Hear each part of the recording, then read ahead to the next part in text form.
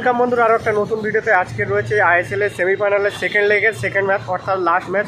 প্রথম ম্যাচে মোহনবাগান কিন্তু জামশেদপুরের কাছে 2-1 গোলে হেরেছে। আজকের কিন্তু মোহনবাগানের কাছে ডু অর ডাই ম্যাচ। আজকে যুবভারতীতে ম্যাচ রয়েছে। আরও একটা কিন্তু পরীক্ষার সম্মুখীন হতে চলেছে। জেমি টিমি কামিন্সরা পরীক্ষার সম্মুখীন হতে চলেছে। আজকে কিন্তু মোহনবাগানকে জিততে হলে 2 গোল দিতে হবে, তবেই জিততে পারবে। ড্র করলে কিন্তু জামশেদপুর ফাইনালে চলে যাবে। এবারে কিন্তু ফাইনালের আশা মোহনবাগানে শেষ হয়ে যাবে। সেই জন্য কিন্তু আজকে মোহনবাগানের কাছে জয়টা অনেকটাই দরকার এবং দিমি ভিডিওর মাধ্যমে বার্তা দিয়েছে যে সকলকে মাঠে আসতে। তাই জন্য কিন্তু আমরা মাঠে চলে এসেছি। আশা করছি টিমের উপর ভরসা রয়েছে, টিম আজকে জয় দেবে। আজকের ম্যাচ রয়েছে সল্টলেক যুবভারতী স্টেডিয়ামে, যেখানে কিন্তু 65,000 মোহনবাগান সমর্থক থাকবে। সেই সমর্থকের সামনে সমর্থকদের সামনে কিন্তু যিনি জেসন কামিন্সরা কিন্তু এর আগেও পরীক্ষার সম্মুখীন হয়েছে এবং মোহনবাগানকে জয় দিয়েছে। আরও একবার কিন্তু সেই পরীক্ষার সম্মুখীন হতে চলেছে। দেখা যাক আজকের ম্যাচে জয় কি দিতে পারবে টিম, সেই আশায় কিন্তু অনেক সমর্থক কিন্তু আজকের মাঠমুখো হয়েছে। তো চলো আজকের খেলায় আশা করছি জয় নেব, জয় ছিনিয়ে নেব, কারণ মোহনবাগানের রক্তে রয়েছে। ভাই পিছিয়ে থেকে জয়টা ছিনিয়ে কিন্তু এর আগেও নিয়েছে। গত বছরে কিন্তু মানে উড়িষ্যার কাছেও কিন্তু পিছিয়ে থেকে এভাবে জয়টা তুলে নিয়েছিল। এবারেও কিন্তু সেমভাবে জামশেদপুরের কাছে কিন্তু মোহনবাগান পিছিয়ে রয়েছে, আর পিছিয়ে থেকে আজকে কিন্তু মোহনবাগান চিন করবে। লেটসি দেখাও ম্যাচে কী হচ্ছে না হচ্ছে সব কিছু তোমাদের সাথে শেয়ার করবো।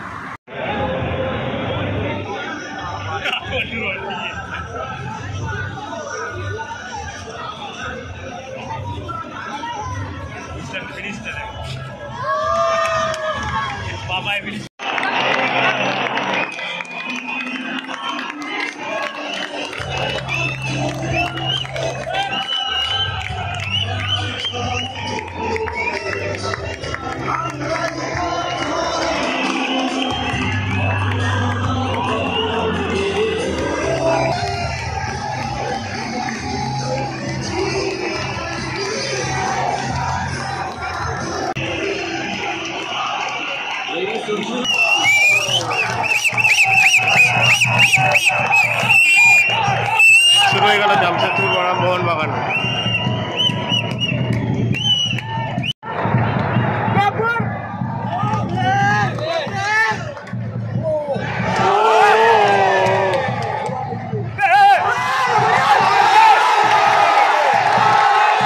প্রথম মিনিটে ভালো জায়গা থেকে ফ্রি কিক পেয়ে গেছে, লিস্টার ফ্রি কিক নিচ্ছে বলতে।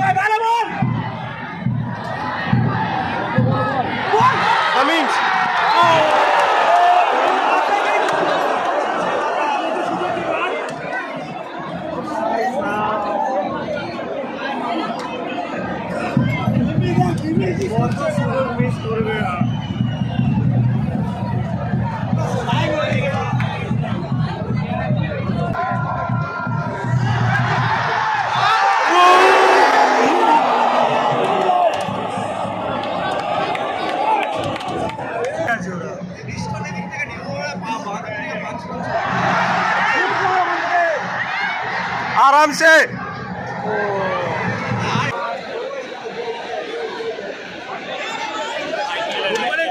देखिले बांग्लाয়